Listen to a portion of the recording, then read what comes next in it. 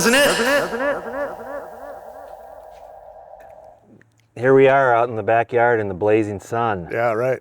And I'm sitting here with Joe Sulak. Is that how you pronounce your last name? Yep, Joe Sulak. Yep. Good guess. And why don't you introduce yourself to me and to the viewers, and with some background on why am I here? Okay. Well, my name's Joe Sulak, as we already said. I am a firewalk facilitator, and I think that's the main reason that you're here. At least I'm guessing. Mm-hmm. But here we are in West Michigan, and born and raised in Detroit, and got a degree in biology, minor in chemistry, a master's in forestry. So trees and the environment are my vehicle. And for about 20 years, I've been walking on hot coals. And in 2017, I did a solo firewalk, and I got the message to share it with as many people as possible. And What do you mean you got the message? There was a message that came to me while this was happening. So it wasn't an intentional solo firewalk. It just happened at a festival that I was putting together with some friends, and there was a separation of us from the land that we were on that was happening, and the firewalk called me, and so raked out the coals of this big bonfire that we had going. And during that firewalk, I was like, I really want to share this with as many people as I can. And so it took me about a year to get everything together. And then in January of 2019, I got certified as a firewalk facilitator at the Firewalk Center in California. And I've been doing them pretty regularly ever since. What did like when you said that you got the message, what I'm picturing is like the parting of the clouds and sunbeams shining down on you. What was that moment like? Well, it was in the middle of the night, so none of that. There was, it was pretty powerful in that the way firewalks work for me is I'm a big believer in energy and the energy that we all share as beings on the planet. We share them with all things. We're all made of the planet. And that life force energy, the fire has an energy. And my belief is if we can match our energy to the fire, we can walk on it. The only way I know to do that, though, is to be in the moment. Because basically a firewalk ceremony is a lesson in learning to listen to our intuition. And if we can do that, then we can walk on fire. And so the message that I got was, I've been doing it for so many years before that, maybe, 8 or 9 different times, had walked 20, 25 times, during those events. And it was like, this is something that I need to do, And so that's what the message was. And it was pretty powerful. There's a song attached to it. And, and I try and share that song whenever I do a firewalk. And I had been, fire performing before that, fire tending before that. But ever since that firewalk certification, fire is a big part of who I am. I think I'm a believer in the energy aspect of what you're talking about too, but also firmly, if I were to pick a religion, which I refuse to do, but if I did, it would be music. So for me, a lot of most memories, good and bad, at some point in the recalling of that memory, a song is associated with that, and vice versa. Or you listen to a song and that evokes this set of memories. Right. And so anyway, that's a long-winded way of saying what was the song? Well, it was pretty deep in that, like I said, we had all come together to form an intentional community, just outside Kalamazoo. And, about 5 years later, it became apparent we were moving our separate ways. But, I had a deep connection with the land there. And so it was my way of saying that, there's,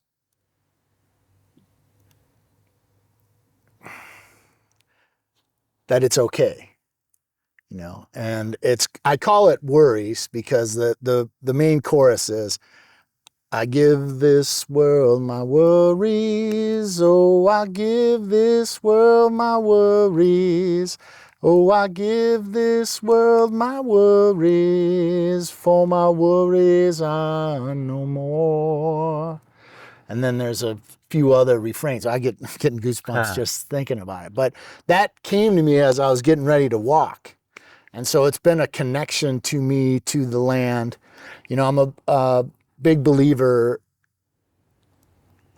well, I said it already once, but I'm a big believer that we are of this planet, and we're all connected. We're all the same. We're just expressed a different way, regardless of what it is. We all have the same bits.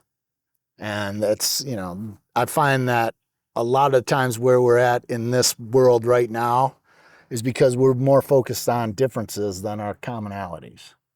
And if we can go all the way back to that we're earthlings, then we should be able to have a conversation, and have the ability to all be together, So that's basically what inspired me to do this work. And so, we started doing all that, and it's turned into very rewarding.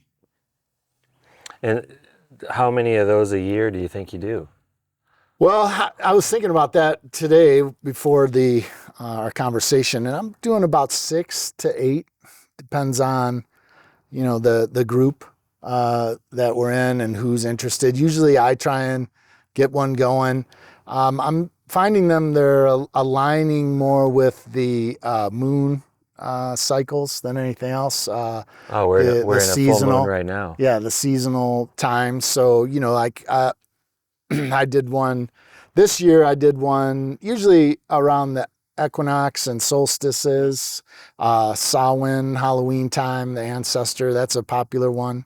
I did one in February when we had leap year in 2020. That was a lot of people came out for that one.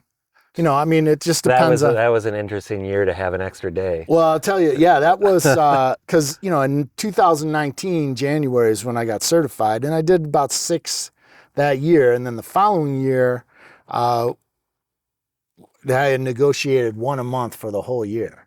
And so we got through January and February, and then COVID hit in March. And we didn't have them in March or April, but then retooled it and then started up again in May. And out of that year, out of the 12 months, we ended up doing 10, which is pretty good. And do you do those here, or do you do those at various places? We've done it at various places. I've had a couple here in Rockford. All of them have been in West Michigan, except a couple festival ones I've had, which have been on the southeast part of Michigan.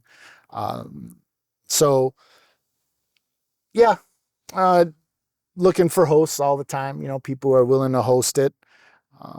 And we have, what I found out is that those firewalks that were during COVID, that first year in 2020, from what I know, they were the only ones happening in the whole world. Oh, wow. And I didn't know that at the time. That's pretty cool.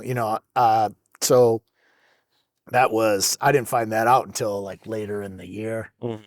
But it's a profound experience. If you can learn to listen to your intuition,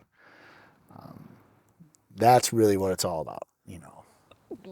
Let's talk more about that. What do you mean by listen to your intuition, and also do you have examples of when people weren't listening to their intuition? I assume that somewhat means not being in the moment.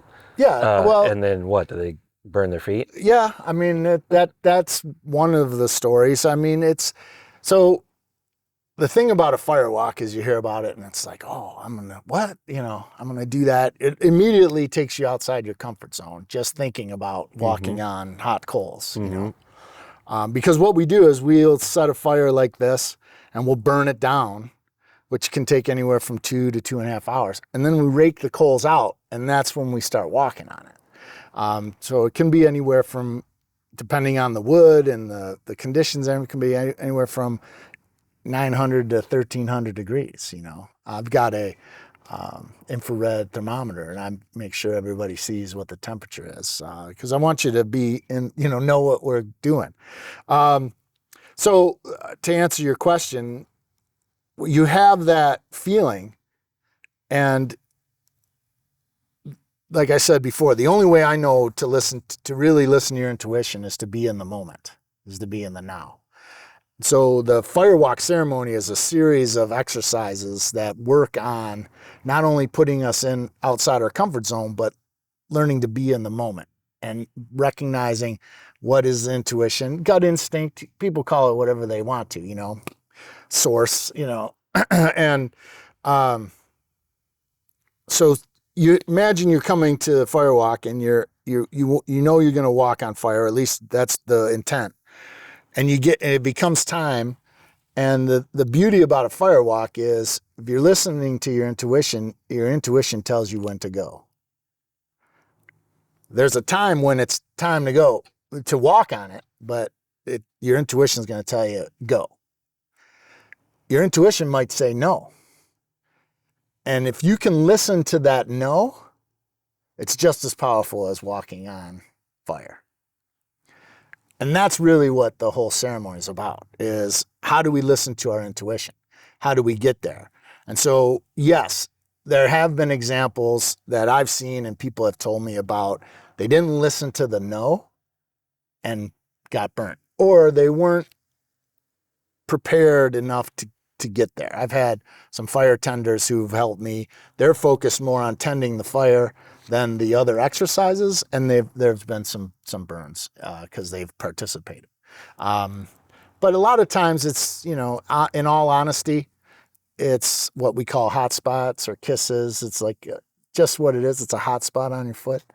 And sometimes that mirrors reflexology spots. I don't know if you know about reflexology at all. It's like not enough to. I'm not a reflexologist, but all the nerve endings in your body end up in your feet, right? And so there are certain points on your feet that reflect other parts of your body. And sometimes when you have a hot spot, it might bring attention to something else that might need work. I have sinus issues a lot. And it's not uncommon for me to walk and I'll have a hot spot right underneath my 2 toes, and that's the reflex sinus. So that's an example of that. But I do remember reading a little bit about that stuff, and the example that I can give is that my ex used to get, well, she still does, but horrible migraines. And I remember reading on a lot about that to see if there was any way that I could help relieve that, or if I just had to be supportive from a distance. Yeah. But I do remember there were specific spots in your foot that were connected to that region of your brain. And when I would hit, if she had a migraine and I hit that spot, it was like lightning, she said, like went through her whole body all the way up to exactly the spot where the migraine was. Yeah, that's cool. Yeah. Pressure points, same thing. It's like there's a lot to that, science of acupressure points, meridians, the fascia underneath the skin. I've been doing a lot of Qigong of late, and there's a lot of talk and science and study around the fascia layer and how that layer is the energy receptor for the body. So that life force energy we were talking about earlier, it's felt and received by that layer of connective tissue between the skin and muscle and all amongst us, everything that makes us. I was going to ask you something about, well, I think it's related to the intuition piece of it. I assume there's a certain segment of the population that only they would be interested in something as insane as walking on hot coals. However, even within that segment of the population, you've got anywhere from 3 to a dozen and a half people that all came to your firewalk with their own bullshit that they're not dealing with in a healthy way. I would imagine that, one, that affects their ability to do what they came here for, and two, I bet as you're preparing for the firewalk, you can pick all of them out of the crowd, people who are struggling a little bit more. Do you notice that? I think I don't know if I can pick them out necessarily, but because I refer to it as a ceremony, and that's how we put it together, I find that people are able to leave what they have behind because we set a container. And one of the first things that I say is every decision you've made in your life has brought you here right now. And so we go around and we talk about what brought us here, and so everybody has that opportunity, and then we create that space with everybody. And so that's our protective container. And so everything that happens from that point on, we're there supporting each other. So we all bring something to it. But in reality, and it could be someone comes because they're trying to start something, trying to finish something, trying to clean up something, trying to burn a wound away, whatever it is, and that's how we end up in that space. And so by the end of that 3 to 4 hour period, we all have a connection, and then we also set an intention as part of the ceremony too. So, we build the fire together. Everybody touches the wood. We build it together. We light it. One of the things that I like to do is chanting. And chanting isn't necessarily a religious thing. I'm a Zen Buddhist. So some of the chants are Zen Buddhist chants, because that's what I know. But it's not necessarily because of that. It's because chanting is one of the most powerful ways I know to be in the moment. It really slices through everything. And that's why it's so universal. I think, one of the things is really to get to the just this moment, to be in the moment right here, right now. And what you hear is your intuition, and the fire walks, I find there's 3 parts to them. So there's a listening, and that's where we talk about our intuition.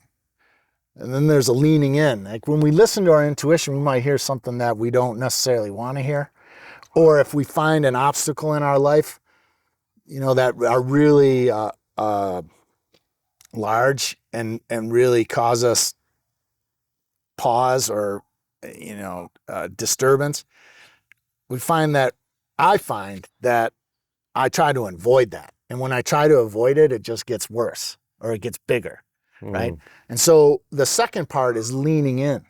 Lean into that, right? So we might hear something or know something or realize something that is really just sucks, for lack of a better term.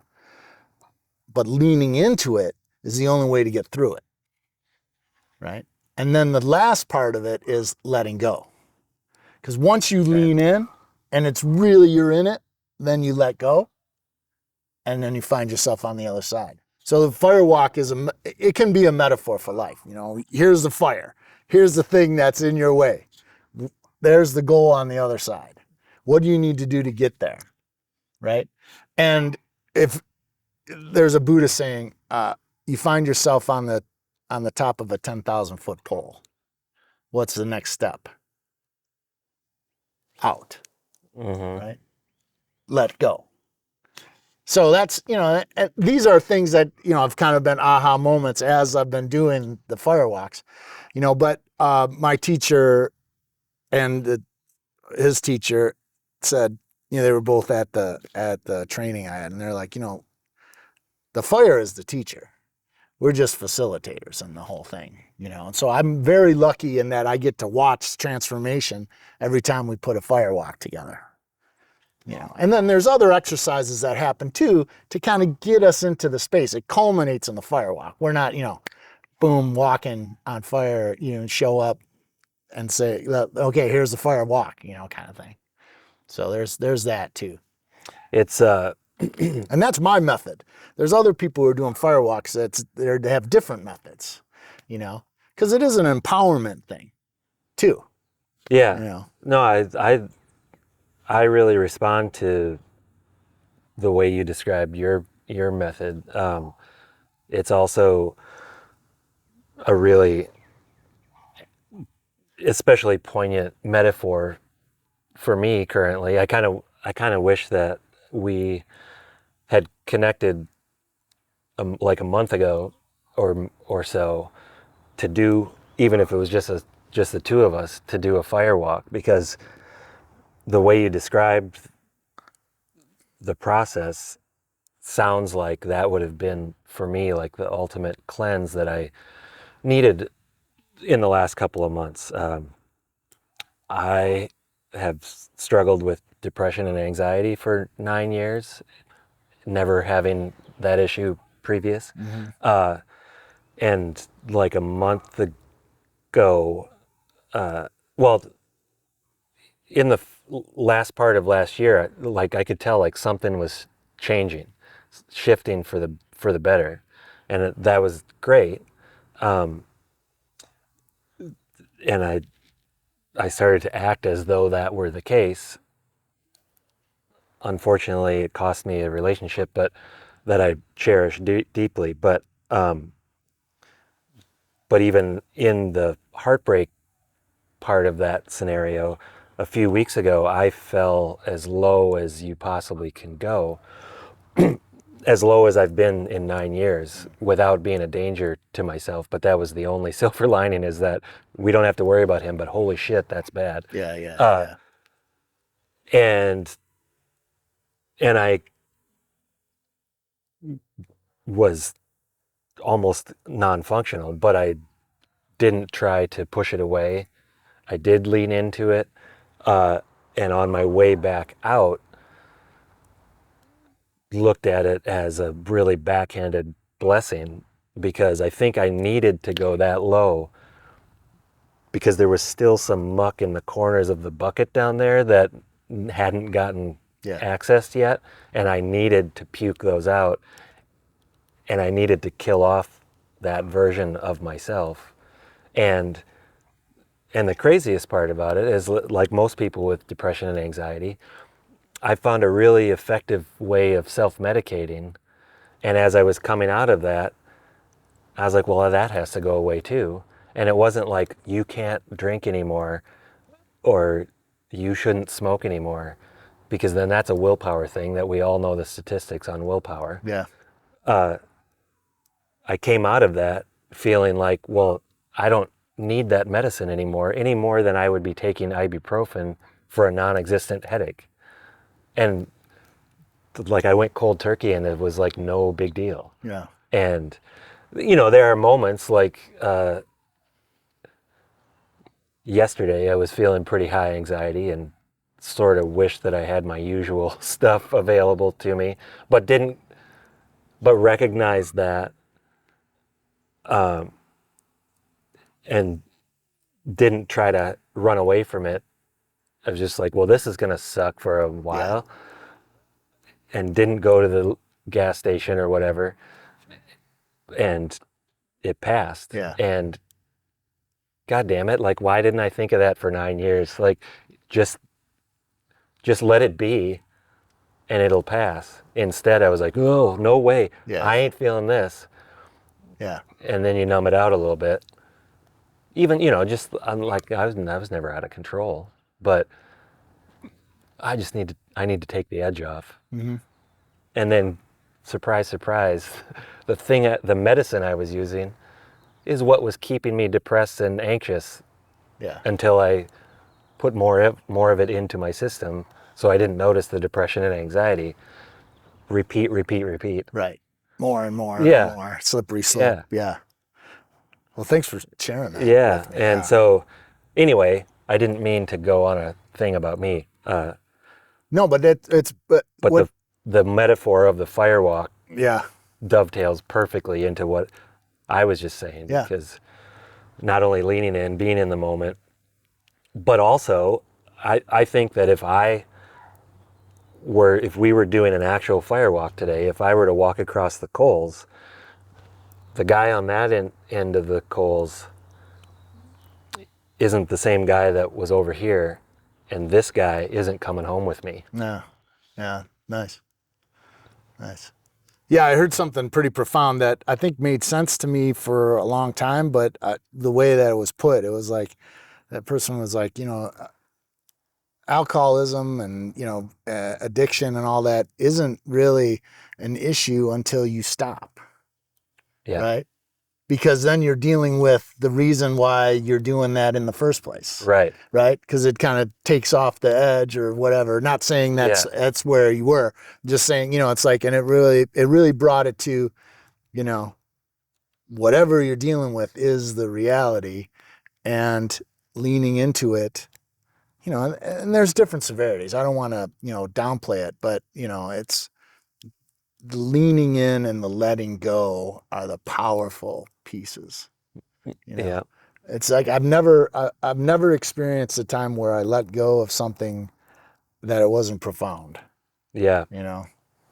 Regardless of how big, or small it was. In my own life and in that story, generally speaking, I can't think of a single grudge I've ever held against anybody. You can do some pretty shitty things to me, and I'd be like, yeah, but that sucked. Yeah. And you should be accountable. But I also knew where you were coming from at the time, and everybody makes mistakes, except there's one person that I've been harboring some really bad grudges against for a decade, and he's sitting here talking to you. And I was never able to let those, even the slightest infraction, slide. And somewhere in the last couple months, I still feel those shameful feelings about bad decisions I've made in the past, but forgiving myself for them is maybe too much to say, but at least extending the same compassion to myself that I extend to other people when they fuck up. Yeah. Yeah. You hit it right on the head, the word. Yeah. It's like, I've been doing a lot. I hear you. It's the person we spend our whole life with is ourselves. And I've been doing a lot of work with self-compassion, and a lot of it. And just because, coincidentally, for me, the person that I've been working with, their books and that, she's a Buddhist. So a lot of it is Buddhist theory. And one of it is like, you wouldn't talk to a friend the way you talk to yourself. Why would you talk to yourself that way? And it's like, wow, that really hit home. But yeah, for me, a lot of self-work these last few years, little boy healing, little boy work, and self-compassion, I find has been very helpful because I deal with anxiety. I deal with depression, a lot of seasonal depression as well. And I try and, in addition to the firewalking, and I introduce it with the firewalking, but, I try and live by 3 tenets. They make sense to me, and they really, I feel like it's the heart of a lot of the messages I've gotten in my life. And it's all is one, love one another, and celebrate life.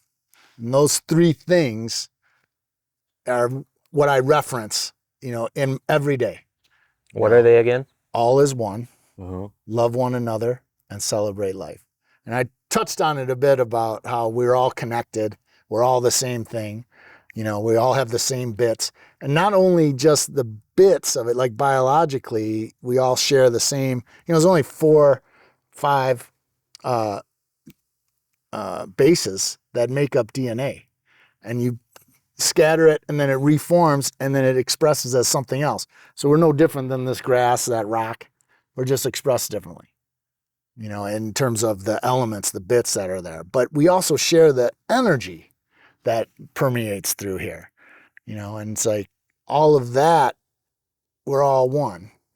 And so if we can learn to love one another, there's so many teachings on the benefits of love, and then celebrating life, because it's the hardest thing you've ever accomplished in your life is being born. It's hard in the moment to celebrate the hard stuff, but do you know anyone who's learned anything a different way? I don't. No, I mean, and there's gratitude. Gratitude is so powerful. In not only being grateful for the things that are good in your life, but being grateful for the things that aren't good, because they make you. You wouldn't be who you were. I wouldn't be who I am if I didn't go through those tough things. Even for me, even the depression and anxiety, I do a lot of video interviews. Pre-depression me, he was a lot of fun. He was a little full of himself, but he was fun. The depression fucking sucked. Mm-hmm. However, it made me a better interviewer and just maybe better person conversationally and connecting with people, because I definitely was the opposite of full of myself, which allowed that void to be filled with real empathy. I mean, it's all speculation, but I don't know if that would have been possible if I didn't struggle with feeling like I was this big. You know?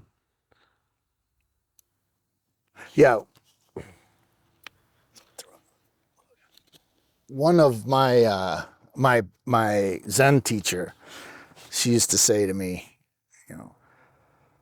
you need to learn to open your heart, right? But when you open your heart, it hurts. But if you open it so much, learn to open your heart, just keep opening it. It's like throwing a knife in the ocean, right? I'm laughing because I've been told by friends who are Buddhists or Buddhist leading that my lotus is too open. They're like, you got to shut that shit down, dude. It's wide open. I don't know. You ever heard of boundaries? Yeah. I don't know. I lead. I was talking to my therapist this morning. I was like, I lead a lot with my heart, and it's like, that's just how it is, But it's like, can you open it so much that it just doesn't make a difference? It's like, like throw a knife in the ocean. Yeah, okay. It's like, but if you're so wide open, I don't know if I've gotten there, but it's like, I'm going to keep trying, but it hurts sometimes too. I understand that a lot, But I respect that too. It's like, maybe you don't need to open that much. I haven't been in that space. I don't know that I agree with those people that say that I have to close it down, because my counterpoint to them is, but that's what makes me. That's why I connect with people authentically and not just in a small talk way. I don't want to give that up. And they're like, no. We just mean like protect yourself a little bit. And I was like, I don't know if I can get on board with that, because the heartbreak that is inevitable is excruciating. But I would risk that every day of my life if you don't risk this level of a valley. You're not going to get this peak. Yeah. And I don't want to do this. That's what Lexapro does. I've tried that. I don't want any part of that. Yeah. No, and it's interesting, like you say it, and that's I agree 100%. I've just said it, like as much as you love is how much it's going to hurt. Yeah. Right? It's like, that's just how it is, but I'd rather be in that space of love, I think, Yeah. Yeah. And it's funny, like you say too, my experience is my armor is like, it's so thick and big. It can't just be little armor, right? It's like samurai warrior armar. It's just like, and then you do keep yourself when it comes up. There's times, Uh-huh. there's times when it's like, I'll just put the armor up, and it's pretty obvious that the armor's up. I don't really have a middle or a thin armor, so it's like it's either big armor or open-hearted, and one of this thing I just went through recently was, about I get really focused. I have a lot going on in life, in addition to the firewalking, and like right now it's plant time. It's like I'm a plant producer too, Michigan native plants. And right now it's that. So I've been hyper focused on getting those things done, and I haven't really interacted a lot with people. And then suddenly I start feeling like lonely and nobody loves me, and this kind of feeling. And I was like, well, wait a minute. It's because I've totally shelled myself off, And it's like, it's a give and take, I feel. Sometimes I get caught up in how come nobody gives me a call? Well, it's because I'm not calling anybody either. I feel exactly the same way. And I've been feeling like that this week, because as a video editor, that's not a social activity. And then, especially now, because I'm not in a relationship, I spend all day at the studio by myself. To go home to also not have anyone to talk to. I mean, my teen and young adult kids are there, but they're teens and young adults. Yeah, right. They'll talk to me if they have to, but yeah. But they're not like seeking old people out. Right. Any more than I would have back then. Yeah, I'd be exactly. like, oh my God, old people. Yeah, I've got 3 kids. My son is 16. My daughters are 13. I got twin daughters, and so they're, we're just getting into that whole thing. But it's great. It's. I think those are the connections that help me stay focused on things too. Because it's that's choices we made, and I've got. Surround myself with 4 humans that, or 3 humans by my wife, it's like, that's the unit. You mentioned being a plant producer. What are you growing over there? You can't see it on camera, but there's a big greenhouse over here. Yeah. Well, I grow Michigan genotype native plants, grasses and forbs, sedges, that, you have your traditional type formal gardens, the Scots lawn and all that. What we produce are plants for prairie, natural areas, plants that evolved in the conditions here. Most of them are drought tolerant. Most of them are, very hardy. Flower. A lot of them get tall because they evolved in prairie environments, right? So the grass gets tall, flowers get tall. But, I've got close to 70 different varieties that I'm growing right now. And most of what's in that greenhouse, I started growing the 3rd week in February. Well, you need to hook me up when it's time to thin those, because just Sunday, I Tom Sawyered my daughters into helping me. I saw the video. The pictures, Like 60% of my front yard, because I think front yards are bullshit. And Kentucky bluegrass or whatever it is stupid and a waste of so many things. Not only space, but fuel to keep it properly mowed. Oh, yeah. So and I've ripped fertilized up and green. And I'm not done ripping it up. That's just what I thought I could pull off on a Sunday. Yeah. But if I think eventually all grass will go away in my front yard. So that's way more than I want to spend going to like Flowerland to buy seedlings or something like that. And I definitely, well, maybe now that I know you, this isn't the case, but I've found that native plants are kind of hard to find unless you're going out in the woods and illegally stealing them, which I don't ever get away with anything, so I don't do that. Right. You're on a hike, on our hike with our friend Pete or something like that, and you're like, oh, that would be cool. That would be cool. Right. Well, what I normally do is I'll go back, or I have got sources where I go back and I get the seed, and then everything I grow primarily is from seed. There's a few plants that I'll split out, but yeah, that's. And so, then once they're, I mean, like, what do you do? Go to farmers markets and stuff? I actually am producing a lot of the plants for the Kent Conservation District sale right now. Berrien Conservation District sale.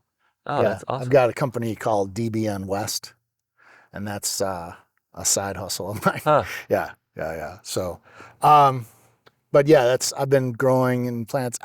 I would fashion myself career-wise as a green space management specialist. So, so I do that for my main job. I'm park superintendent for the city of Grand Rapids. I do it for private clients. I do it for whatever. But normally people call me and they'll say something like, I want to know about my property. And so I give them what's called the story. I'll go out and I'll walk the property, and based on the trees and what's growing and the soil, I can tell them the story of the property and what would grow well, what wouldn't, and it could be anything. It could be a cemetery, it could be a park, it could be a golf course, it could be a forest, someone's backyard. That's awesome. Yeah. That's where I find myself. That's my vehicle. If you ever want to ride along, that sounds really fun to me. It's cool to hear that story. It's cool. The idea for our space here is really to kind of, if all the stars align, this would be kind of an example planting of what you could do in different areas, right? And so. Like this would would be like your test kitchen. Right now it's no mow May, so it's kind of letting things grow. Pollinators get food. It's hard for pollinators in early spring and late fall to get food. So, I say it's no mow May. I'll be probably doing something here in a bit, but trying to promote some of that. That's a pretty popular concept right now. You're probably used to this, but you wouldn't believe the amount of shit that I get from neighbors for not immediately blowing leaves into piles to get rid of them. Yeah. I'm like, well, no. One, it's great mulch for the flower bed. Yeah. And things live in there. So no, I'm just going to leave it. Yeah. Well, and it's like, it doesn't help with the grass if that's what you're trying to grow. It's, it's right. There's all kinds of different, I'm usually the guy who will start mowing and the dandelion seed heads just, and, all the neighbors are like, oh, thanks a lot, kind of thing, But, it's like, what I used to do is grow daffodils in the lawn. And when the daffodils, kind of went out, that's when I would mow it. And that's usually about the same time as the seed heads and the dandelions get going. But that gives you some time to have pollinator, flower source, food sources, and you got daffodils coming out of the ground, and they naturalize, so you don't have to replant them every year like tulips and other bulbs, So, but yeah, those are just some things I've learned over time, So, but yeah, back to the fire walking. I think you kind of touched on this, but I've seen a couple of. I wasn't able to go, but a couple of your events. It looked like, in the description of the event, it looked like the fire walk was just part of a much larger, possibly yoga or Zen Yeah. ceremony. Yeah, it's a 4-hour ceremony. Yeah. I mean, from start to end. So talk a little more in detail about what the other part of the ceremony is. You touched on it, but just sort of in a quick way to get to the firewalk. Yeah. I think, so I've had people ask me, can I just come watch? And it's like, no, because we set that container. Yeah. And it's like, we need you to be part of that container. And there's other things that we do. Before COVID, we used to do some things that were really close up, like a trust fall or, walking fast through arms or, hugs. Just doing hugs was something that it was like an easy start. Mm-hmm. Then COVID hit and it was like, well, we can't hug anybody. Yeah. It's suddenly like that became a major lift. Yeah. And so we were, trying to figure out how to do things with social distance and, but yeah, basically you come and what I call it's stretching. We stretch ourselves into the growth zone. So if you look at, the way you might have heard this before, you've got your comfort zone. It's an area that you like being in. It's, there isn't a lot of risk, it's your comfort zone, right? But there isn't any growth that happens in the comfort zone, which is the growth zone just on the outside of that comfort zone. Right. And so what we're trying to do is get you into the growth zone through some empowerment exercises. And some of those empowerment exercises could be a board break. Like I said, that there's some stick dancing, some music type of things. What I find is that when there's music or time, you're keeping time with things, it can mess with people's heads, in terms of they'll start to hear in the chatter. Like, oh, I can't keep time with this. He's going too fast. I don't know what did he say? And it's like this thing. And that's the listening part. It's like, what are you really listening to? Are you listening to your intuition or are you listening to your, puppy mind or the monkey mind, whatever they call that, right? The chatter in your head, the doubt. And then, then we'll take it a little bit farther. And there's other exercises. I'm in the process right now of building a glass walk, which is like broken glass that we spread out and you walk on the broken glass. Right. And I don't know of I think any I'd other... have more fear about that than the fire. Well, and that's it. I mean, it's like I've never done anything before in my life that was more in the moment than that.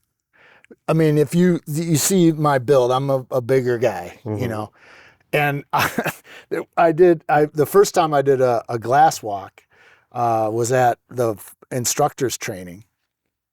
And I'm looking around the room. There's maybe 20 people in there, and I'm probably the biggest guy there, or me and another guy. And I'm taking steps on it, and all I can hear is the glass just. Other people are walking on it. It's just like crack, crack, crack. But I step on it. It's like it's like me walking on ice. Mm-hmm. As soon as I'm like, we go out to Lake Michigan in the wintertime, I get so anxious because I've fallen through ice so many times in my life because I watch someone go through and it's like, oh, that's great. And then I get on there and it's like, there's a lot of heft, a lot of gravity force there. And it's just like, and I go through. So, it's that, but I actually was living in my toes. I can't explain it any other way. And so I've got enough glass now where I'm going to create one. So that's something. I don't know if we do that. We wouldn't do that in a firewalk event, but if we had an event and you couldn't have a fire, we might do a glass walk instead. You may have heard of arrow breaks with your throat. That's another one that we've done where you take an arrow, wooden arrow, and you put it in the spot where if you put your finger there, you don't want to have anything there. That's where you put it. And then, but that one's revealed itself as more powerful than what I originally thought it was, in that, that's where your throat chakra is, if you're into chakras, right? And the throat chakra is your voice. Your voice box is there, but it's not just your voice in terms of the voice that comes out. It's your voice in like your power, your soul voice, right? And I found that exercise is especially hard for women participants. And it's because what I've learned from what people have told me is, you know, a lot of women feel like their voice was suppressed in life, you know, just in the society that we live in and that. And so vocalizing while that's happening, like a guttural scream or grunt or is a complete transformation of, and I've had people say that because that chakra in them has been blocked for X number of years, and or now maybe you're putting always. an arrow on there, right? And it's like, yeah, I mean, it's powerful. So I've shared that and have watched some people come up and actually do that exercise and get there and push on it with no vocalization and be like, I'm done. And it's like, okay, you know, and then they watch some other people go through the exercise and then come back and vocalize. And it's like you said, that person on that side is different than this person. Same thing, you know. And I've had feedback where it's like the firewalk was one thing, but once you pull those arrows out, you know, and it all depends on the group. It's not something that we do every time, you know. It's just how the wood is burning and the time and where the vibe of the group is, and you know. So the whole idea is you come here with the intent, whatever the intent is, because we share that, we either silently or vocalize it. And then we all do that with the fire. So I light a torch, and then we all put our intentions into the fire, and then we light the fire. So everyone's intention is in that. We light it. And so we're all part of that fire now. You know, fire, it is, you know, we wouldn't be alive as a species if it wasn't for fire. Thanks for going along when we both went deeper than we probably thought we were gonna. That's how it goes. I mean, you know, you go where you need to go. Yeah.